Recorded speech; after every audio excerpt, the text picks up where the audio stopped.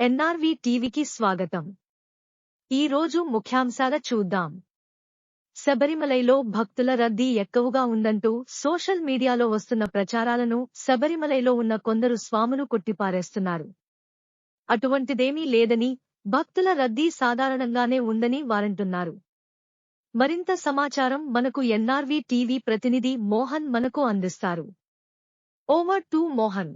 స్వామి శరణమయ్యప్ప. స్వామి, మనం శబరిమలలో ఉన్నాం స్వామి.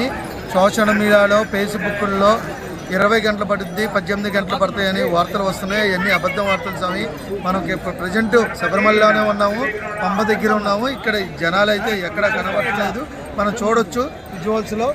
ఎక్కడ జనాలు అయితే పెద్దగా ఎక్కడ కనబడట్లేదు. పంబ కానించి పై వరకు దయచేసి సోషల్ మీడియాలో వచ్చే వార్తలు వెయ్యి నమ్మొద్దు స్వామి. మీరు దయచేసి మీరు ఎలాంటి నమ్మకుండా వచ్చి 4-5 గంటల్లోనే దర్శనం అయ్యే అవకాశాలు ఉన్నాయి స్వామి. వచ్చి అయ్యప్ప ఆశీస్సులు దర్శనం చేసుకుని ఆశీస్సులు తీసుకోవాల్సిందిగా కోరుతున్నాం. స్వామి శరణం అయ్యప్ప.